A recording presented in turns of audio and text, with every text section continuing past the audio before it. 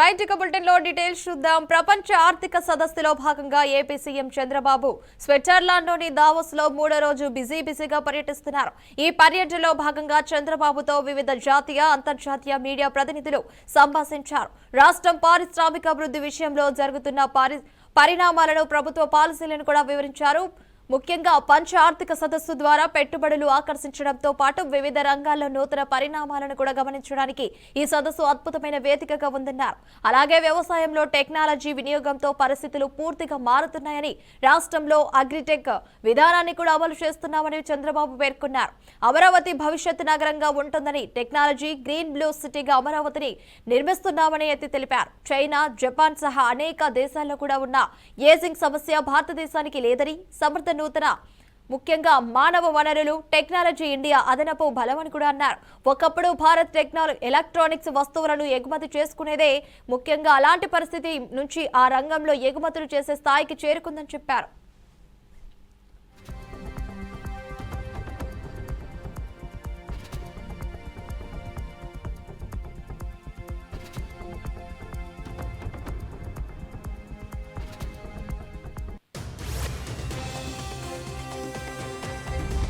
స్విట్జర్లాండ్లోని దావోస్లో జరుగుతున్న world economic forum సదస్సులో తెలంగాణ ప్రభుత్వం పెట్టుబడుల ఆకర్షణపై దృష్టి సారించింది.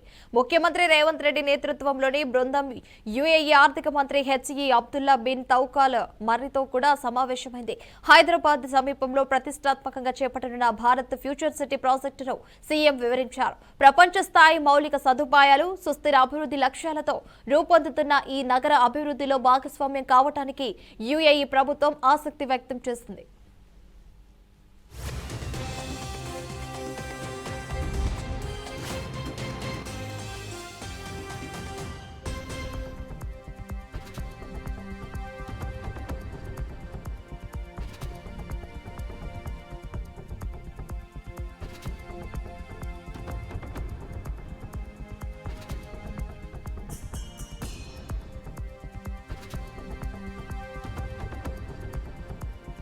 దావోస్ వేదికగా కాలిఫోర్నియాకు చెందిన బ్లైజ్ సంస్థతో తెలంగాణ ప్రభుత్వం అవగాహన ఒప్పందం కుదుర్చుకుంది. గ్లోబల్ ఫిట్నెస్, BFS ఈ రంగాల్లో కూడా హైదరాబాద్ ప్రాధాన్యం మరింత పెరిగింది. ప్రముఖ అంతర్జాతీయ పేమెంట్స్ సంస్థ మాస్టర్ కార్డ్ హైదరాబాద్ లో తన కార్యాలయాన్ని ప్రారంభిస్తున్నట్లు దావోస్ లో ప్రకటించింది. డిజిటల్ ఎకనామీ, ముఖ్యంగా సైబర్ సెక్యూరిటీ రంగాల్లో కూడా తెలంగాణ కీలక కేంద్రంగా ఎదుగుతోందని మాస్టర్ కార్డు CEO మైకేల్ మీలాబ్ కూడా తెలిపారు. Royal Philips, Google, Unilever, Saudi అరేబియాకు చెందిన ఎక్స్పర్ట్ యూజీ వంటి సంస్థలు కూడా తెలంగాణతో భాగస్వామ్యం కావడానికి ముందుకొచ్చినట్టు కూడా సీఎం బృందం తెలిపింది.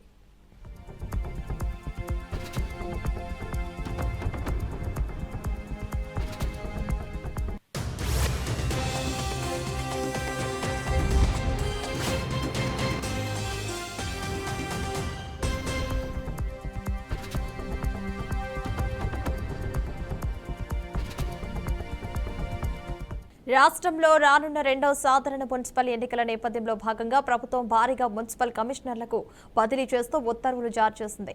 ఎన్నికల ప్రక్రియను నిష్పక్షపాతంగానైతే పారదర్శకంగా నిర్వహించాలన్న ఎన్నికల కమిషన్ మార్గదర్శకాలను కూడా అనుగుణంగా ఈ నిర్ణయం తీసుకున్నట్లు ప్రభుత్వ వర్గాలు పేర్కొన్నాయి. ఈ మేరకు మున్సిపల్ కమిషనర్ల బదిలీలకు సంబంధించి పురపాలక పరిపాలన శాఖ కార్యదర్శి టీకే శ్రీదేవి జీవో నెంబర్ 87ను విడుదల చేశారు. సొంత జిల్లాలో పనిచేస్తున్న వారు, ఒకే చోట సుదీర్ఘకాలం పనిచేస్తున్న అధికారులను పరిపాలన కారణాలతో పాటు పదోన్నతులపై మొత్తం 47 మందిని బదిలీ చేశారు. ఇక సింగరేణి రాజకీయ ప్రయోగశాలగా మార్చాలని కేంద్ర మంత్రి కిషన్ రెడ్డి ఆరోపించారు. గతంలో బీఆర్ఎస్ ఇప్పుడు కాంగ్రెస్ విధ్వంసం చేస్తుందని ఫైర్ అయ్యారు. ముఖ్యంగా నైనికోలి విషయంలో కేంద్రం సహకారం అందిస్తుందన్నారు. సింగరేణి అన్ని రకాలుగా విధ్వంసం చేశారని, బీఆర్ఎస్ ఎలా పనిచేస్తుందో కాంగ్రెస్ అలానే పనిచేస్తుందన్నారు. ఒడిశాలో బీజేపీ వచ్చాక ముఖ్యంగా అక్కడి ప్రభుత్వంతో అనుమతులపై చర్చించినట్లయితే తెలిపారు. నైనిపోకు గనులకు చివరి పర్మిషన్ కూడా వచ్చాక పనులు ఎందుకు ఆలస్యం చేశారని ప్రశ్నించారు. నియామకం కూడా అన్ని విషయాలలో రాష్ట్ర ప్రభుత్వానికి సంబంధించినటువంటి మరి అధికారాలే ఇన్ని సంవత్సరాలుగా కొనసాగిస్తూ వచ్చారు. బీఆర్ఎస్ హయాంలో తెలంగాణ వచ్చిన తర్వాత కేసీఆర్ ముఖ్యమంత్రిగా ఉన్నప్పుడు సింగరేణి పైన కేసీ ఆంధ్రప్రదేశ్ స్పీకర్ అయ్యన్న పాత్రుడు సంచలన వ్యాఖ్యలు చేశారు. నో వర్క్ నో పే విధానం చట్టసభల్లో రావాలని అన్నారు. లక్నోలో జరుగుతున్న స్పీకర్ సదస్సులో ఆయన ఈ వ్యాఖ్యలు చేశారు. కొందరు సభ్యులు సభకు హాజరు కాకుండా వేతనాలు తీసుకుంటున్నారన్న అయ్యన్న పాత్రుడు వారిపై చర్యలు కూడా తీసుకునేందుకు అవసరమైన నిబంధనలు కూడా మార్చాలని కోరారు. ఉద్యోగులు విధులకు కూడా రాకపోతే వేతనాలు నిలిపివేస్తారని, మరి ఎమ్మెల్యేల విషయంలో అలా ఎందుకు చేయరని ప్రజలు ప్రశ్నిస్తున్నారంటూ అయ్యన్న పాత్రుడు అన్నారు. నో వర్క్ నో పే విధానానికి అనుగుణంగా చట్టం చేయాలని అఖిల భారత సభాపతుల సదస్సులో తీర్మానం చేయాలని ఆంధ్రప్రదేశ్ అసెంబ్లీ స్పీకర్ అయ్యన్న పాత్రుడు అన్నారు. సో నేను ఈ విషయంలో మీకు మనసు అడగేసంటే సభకు అసలు హాజరు కాని సభ్యుల్లో ఎక్కువ మంది క్రమం తప్పకుండా వేతనాలు తీసుకుంటున్నారు, బత్యాలు మాత్రం తీసుకుంటున్నారు. ఒక సభాపతిగా నాకు ఎంతో వేదన కల్పిస్తున్న విషయం ఇది. ఇలాంటి నైతిక ప్రవర్తనతో ప్రజల దృష్టిలో చులకన కాకుండా ఎలా ఉండగలుగుతారు? ఈ రకమైన అనైక్యత ప్రవర్తన ఎలా సమర్థించగలుగుతామని చెప్పి ఒకసారి మీరు అందరూ కూడా ఆలోచన చేయవలసిన అవసరం ఉంది. మనం చేస్తాను. ఈ రకమైన 150 ఏళ్ల చరిత్ర కలిగిన కాంగ్రెస్ పార్టీ తెలంగాణ కలను సాకారం చేస్తుందని మంత్రి కోమటిరెడ్డి వెంకటరెడ్డి అన్నారు. అలాగే బీఆర్ఎస్ తిరిగి అధికారంలోకి రావడం కల మాత్రమేనని తీవ్ర విమర్శలు చేశారు. పార్లమెంటులో ఒక్క సీటు కూడా రాని పార్టీ అధికారం ఎలా సాధిస్తుందో చెప్పాలని కేటీఆర్ సవాల్ విసిరారు. ప్రతిపక్ష నేత కేసీఆర్ అసెంబ్లీకి రావడం లేదని, ప్రజల సొమ్ముతో జీతాలు తీసుకుంటూ సభకు రాకపోవడం ప్రజాస్వామ్యానికి అవమానమన్నారు. 10-20% పోయి సన్మానాలు చేసుకుంటుంది. నిన్న ఒక విషయంలో ఏదో టెలిఫోన్ టాపిక్లో మాట్లాడుకుంటూ కేటీఆర్ గారు మాట్లాడుతున్నారు, పోలీసు అధికారులను బెదిరిస్తున్నారు. ఇక 2 ఏళ్ళు అయితే వచ్చేది మా గవర్నమెంటే, మీరు రిటైర్ అయినా మీ సంగతి చూస్తామని. అయ్యా కేటీఆర్, నువ్వు మర్చిపోకు. మా అసెంబ్లీ అయ్యాక 6 నెలలకు పార్లమెంట్ జరిగితే 2-0 వచ్చింది. ఒక్క పార్లమెంట్ గెలవలే. మేము 10 ఏళ్ళు మీ నాయన ముఖ్యమంత్రి ఉండి నువ్వు డిఫాక్టో ముఖ్యమంత్రి ఉంటే నామినేషన్ వేసి నేను, రేవంత్ రెడ్డి గారు, ఉత్తమ్ కుమార్ రెడ్డి గారు మూడు పార్లమెంట్ సభ్యులకు గెలిచినావు పైసా ఖర్చు పెట్టకుండా. నువ్వు 10 ఏళ్ళు ముఖ్యమంత్రులు ఉండి ఒక్క పార్లమెంట్ గెలవలే. నీ సిట్టింగ్ సభ్యులు ఎన్నికల ముందు స్కీములు అన్న కాంగ్రెస్ వాళ్ళు ఇప్పుడు అన్ని స్కీములే చేస్తున్నారని విమర్శించారు మాజీ మంత్రి BRS working president KTR. Congress వచ్చినాక టెండర్లలో సైట్ విజిట్ సర్టిఫికేట్ అనే కొత్త విధానాన్ని కూడా తీసుకొచ్చి సింగరేణిని కొల్లగొడుతున్నారన్నారు. నైనిక్ కోల్ బ్లాక్ టెండర్లలో మంత్రుల మధ్య వాటాల కొట్లాటలతో సింగరేణిలో రేవంత్ సర్కార్ అవినీతి బయటపడ్డదని తెలిపారు.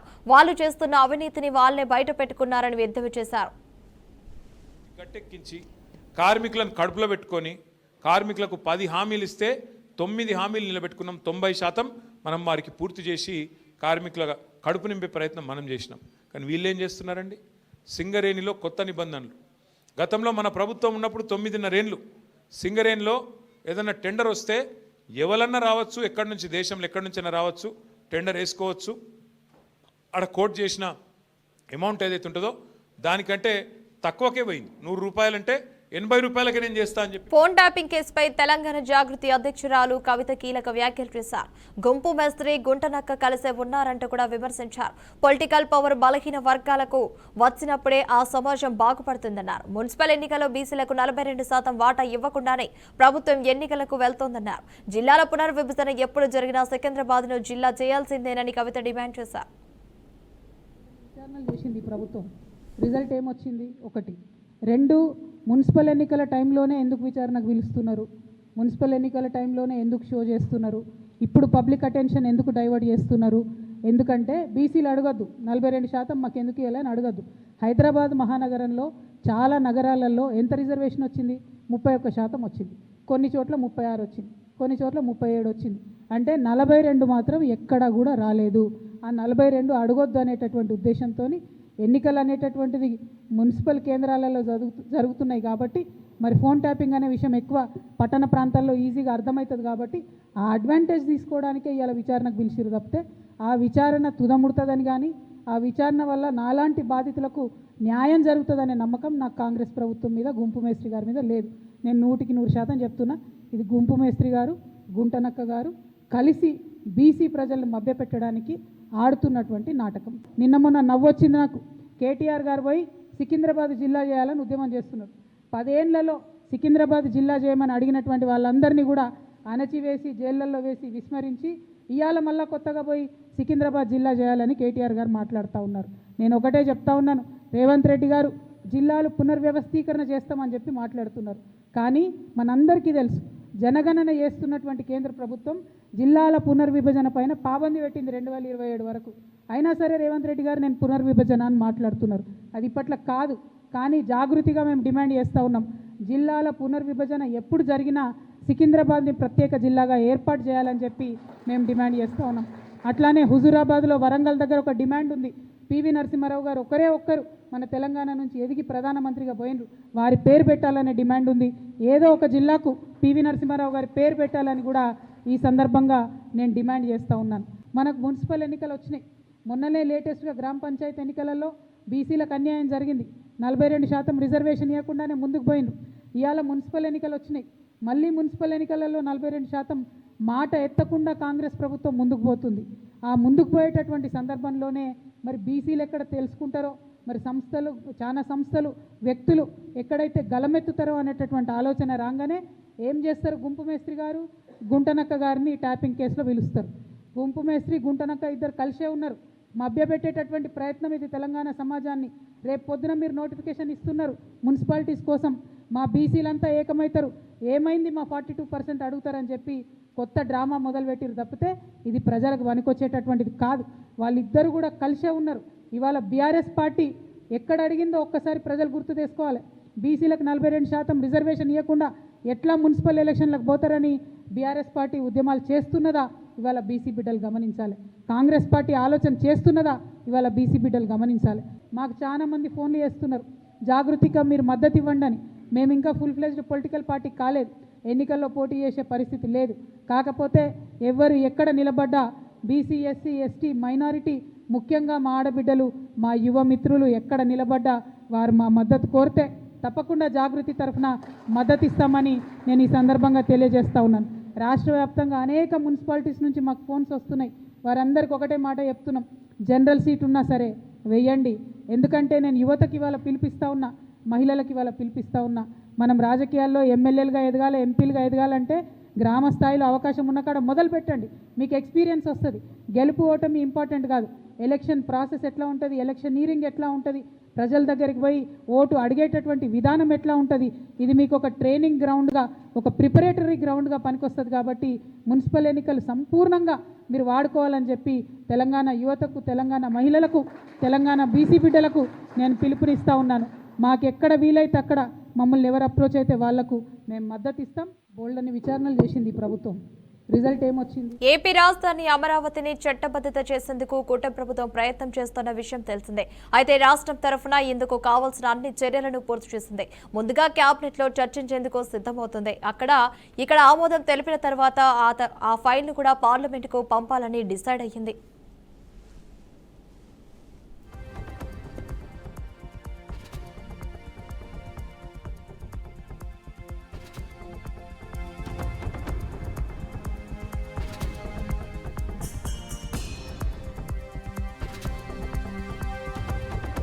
వైసీపీ అధినేత జగన్ కు మరో బిగ్ షాక్ తగలబోతుందా? అంటే నమ్మిన బంట్లుగా ఉన్న ఒక్కొక్క నాయుడు జారిపోతున్నాడా? మొన్న మోపిదేవి వెంకటరమణ తర్వాత విజయసాయిరెడ్డి తమ రాజ్యసభ స్థానాలకు రాజీనామా చేశారు. ఇప్పుడు ఇదే బాటలో పిల్లి సుభాష్ చంద్రబోస్ కూడా ఉన్నారనే ప్రచారం కూడా జోరుగా జరుగుతోంది. వైసీపీ హయాంలో పేదలకు ఇళ్ల కేటాయింపుల్లో భాగంగా అవినీతి జరిగిందని జోస్ చేసిన వ్యాఖ్యలే ఇందుకు నిదర్శనంగా కనిపిస్తున్నాయి. త్వరలో చంద్రబాబును కలుస్తానని కూడా ప్రకటించడం మరింత చర్చకు తెరలేపింది.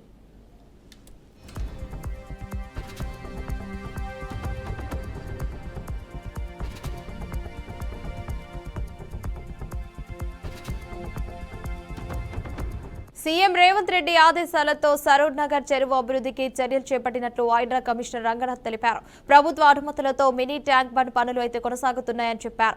చెరువు పరిధి 150 ఎకరాల నుంచి ప్రస్తుతం ఉన్న 90 ఎకరాల్లోనే అభివృద్ధి చేస్తామని స్పష్టం చేశారు. చెరువులోకి మురుగునీరు రాకుండా చర్యలు కూడా తీసుకుంటామని, 2 ఎస్టీపీలు కూడా సామర్థ్యం పెంచుతామని, స్టీల్ పూర్తిగా తొలగించి గ్రౌండ్ వాటర్ పెరిగేలా ట్రీట్మెంట్ చేస్తామని చెప్పారు. హైడ్రా స్టాండర్డ్స్ ముఖ్యంగా ప్రకారం కూడా సరూర్ నగర్ చెరువును, పక్కనున్న పార్కును సమగ్రంగా అభివృద్ధి చేస్తామని రంగనాథ్ స్పష్టం చేశారు.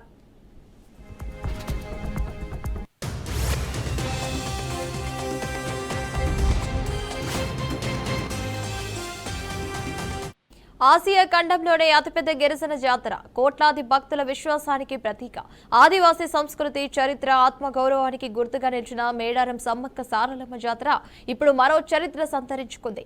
ఈ జాతర 2026కు టెంపుల్ సిటీగా మారిపోయింది. అధునాతన గ్రానైట్ నిర్మాణాలు, విశాలమైన రోడ్లు, సెంటర్ లైటింగ్ తో మేడారం కొత్త శోభనైతే సంతరించుకుంది. సీఎం రేవంత్ రెడ్డి అత్యంత ప్రతిష్టాత్మకంగా తీసుకుని జాతర పునర్నిర్మాణం చేయించారు. ఆయన చేతుల మీదుగా ఈ నెల 19న ప్రారంభోత్సవం అయితే జరిగింది. తెలంగాణ కుంభమేళ ప్రసిద్ధి చెందిన ఈ గిరిజన జాతర భక్తులనైతే ఆశ్చర్యపరుస్తుంది. కాకతీయుల నిర్మాణాలకైతే ఏమాత్రం తీసిపోని గ్రానైట్ నిర్మాణంలో మేడారం అయితే ముస్తాబైంది.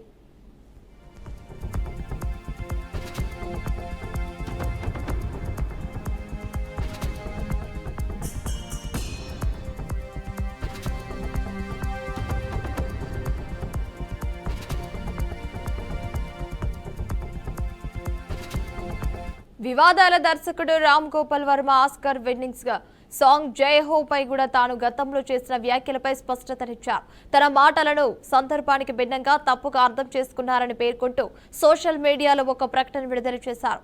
ఏఆర్ రెహమాన్ ను అయితే గొప్ప స్వరరక్తగా కూడా ప్రశంసిస్తూ ఈ వివాదానికి ముగింపు పలకాలని కోరారు.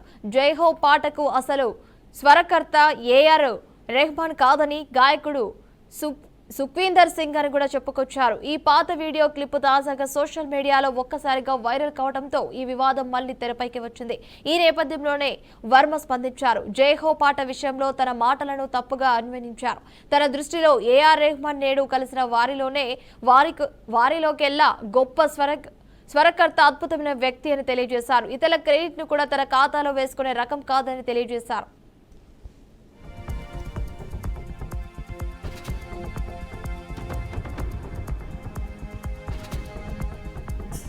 అసంఘటిత రంగ కార్మికులకు కేంద్ర ప్రభుత్వం తీపి కబురు చెప్పింది. వారికి నెల నెల పెన్షన్ అందించేందుకు తీసుకువచ్చిన అటల్ పెన్షన్ యోజన పథకాన్ని మరో 5 ఏళ్ల పాటు కొనసాగించేందుకు కేంద్ర కేబినెట్ గ్రీన్ సిగ్నల్ ఇచ్చింది. ఇవాళ ప్రధాని మోదీ అధ్యక్షతన జరిగిన సమావేశంలో ఈ ఏపీవై స్కీమ్ ను అయితే 2030-31 ఆర్థిక సంవత్సరం వరకైతే పొడిగిస్తూ నిర్ణయం తీసుకుంది. ఈ మేరకు ఈ పథకానికి మరింత విస్తృత ప్రచారం కల్పించడం, అభివృద్ధికి కృషి చేయాలని, అందుకు తగిన నిధులు కూడా కేటాయించాలని కేబినెట్ నిర్ణయించింది. అసంఘటిత రంగంలో కూడా పనిచేసే కార్మికులకు 60 ఏళ్లు దాటాక పెన్షన్ అందించాలనే ఉద్దేశంతో కేంద్రంలోని నరేంద్ర మోదీ ప్రభుత్వం 2015లో ఈ అటల్ పెన్షన్ యోజన పథకాన్ని తీసుకువచ్చింది. 2026 జనవరి 19 నాటికి ఈ పథకంలో 8.68 కోట్ల మంది చందాదారులుగా చేరినట్లు కేంద్ర గణాంకాలైతే చెప్తున్నాయి.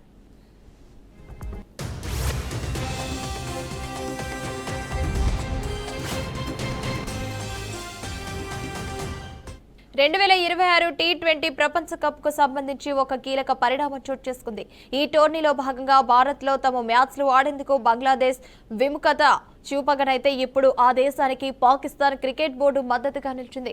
భారత్ బంగ్లాదేశ్ మధ్య నెలకొన్న రాజకీయ ఉద్రిక్తతల నేపథ్యంలో భాగంగా భారత్ లో ఆడేందుకు బంగ్లాదేశ్ క్రికెట్ బోర్డు నిరాకరిస్తున్న వైఖరిని తాము సమర్థిస్తున్నట్లయితే పీసీబీ తమ లేఖలో పేర్కొంది. ఈ లేఖ కాపీలను ఐసీసీ బోర్డు సభ్యులకు కూడా పంపినట్లు సమాచారం. ఈ వివాదంపై బీసీబీ, ఐసీసీ మధ్య బుధవారం జరిగిన సమావేశంలో ఎవరి వాదనకు వారే కట్టుబడినట్లు కూడా తెలిసింది. షెడ్యూల్ ప్రకారమే టోర్నీ జరగాలని ఐసీసీ స్పష్టం చేయగా భారత్ కు తమ జట్టును పంపలేమనైతే బీసీబీ తేల్చి చెప్పేసింది. అంతర్జాతీయంగా పెరుగుతున్న భౌగోళిక రాజకీయ ఉద్రిక్తతల కారణంగా పెట్టుబడిదారులు అప్రమత్తంగా వ్యవహరించడంతో దేశీయ స్టాక్ మార్కెట్లు వరుసగా 3వ రోజు నష్టాలు ముగిశాయి. భారత్ ముఖ్యంగా బుధవారం నాటి ట్రేడింగ్ లో ఉన్న అమ్మకాల ఒత్తిడి అధికంగా కనిపించింది. బీఎస్ఈ సెన్సెక్స్ 270.87 పాయింట్లు క్షీణించి 81,909.63 వద్ద స్థిరపడింది. అదేవిధంగా ఎన్ఎస్ఈ నిఫ్టీ 75 పాయింట్లు నష్టపోయి 25,157.5 వద్ద ముగిసింది.